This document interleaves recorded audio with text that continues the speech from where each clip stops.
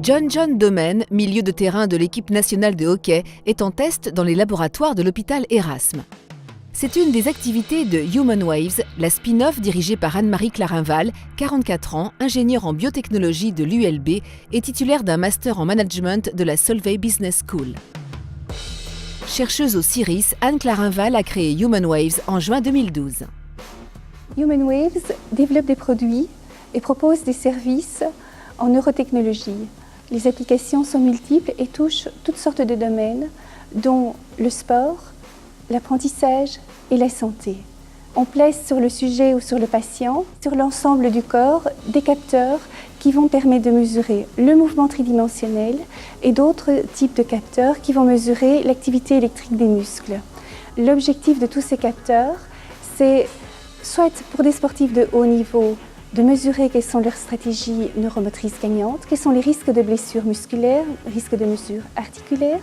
Pour les personnes handicapées, cela permet d'affiner les stratégies de traitement pour des enfants atteints par exemple d'infirmité motrice cérébrale. Le Grand Prix Wallon de l'entrepreneuriat est l'occasion d'accroître la visibilité de l'entreprise et de démontrer que la recherche fondamentale en neurotechnologie peut déboucher sur des applications.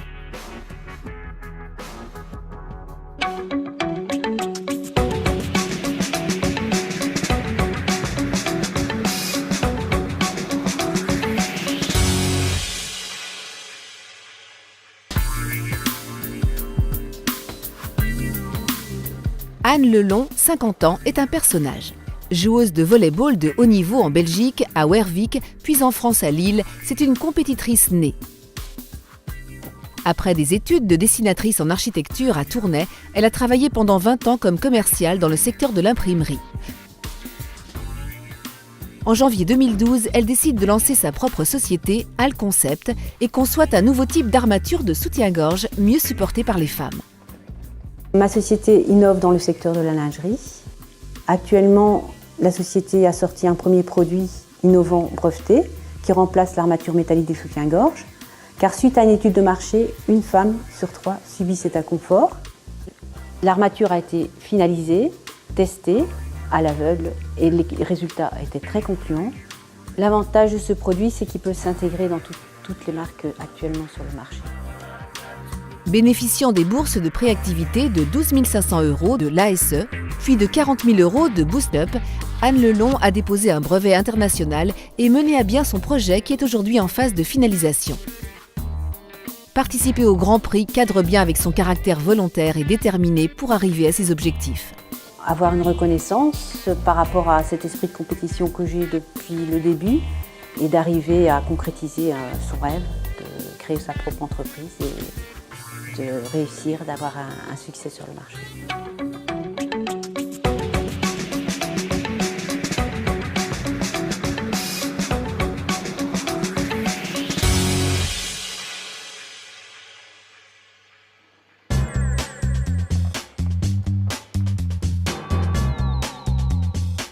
Quatre femmes à Dinan.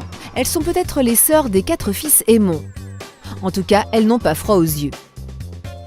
En 2010, elles ont repris l'entreprise de leurs parents, grossistes en fromage et salaisons. Depuis 1999, la société battait de l'aile. Alors Laurence, Valérie, Véronique et Perrine ont retroussé leurs manches et se sont serré les coudes. En 2008, un voyage à Bayonne, le pays d'un célèbre jambon, les avait convaincus, plutôt la qualité que la quantité. Aujourd'hui, elles produisent leur propre charcuterie et salaisons. Jambon d'Ardenne, spécialité avec les noix d'Ardenne, avec le label. Le lard, les saucissons d'Ardenne, saucissons à la bière.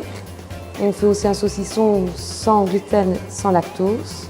Saucisson de Paris, tout ce qui est de cuit, pâté, les pâtés de gibier qui sont de saison. La clientèle, ça va du restaurateur, magasin, boucherie, hôtel, pour le petit déjeuner, souper, les grossistes. Et on voyage de Dinan jusqu'à Bruxelles, marche, en Famenne, en Surlesse. Les 4 sœurs sont complémentaires. Avec l'aide d'un de leurs beaux-frères, elles couvrent l'ensemble des activités. Fabrication, commercialisation, livraison et comptabilité. Laurence, Valérie, Véronique et Perrine Beguin se sont inscrites au Grand Prix Wallon de l'entrepreneuriat sur le conseil du bureau de la province de Namur, convaincues de leur savoir-faire.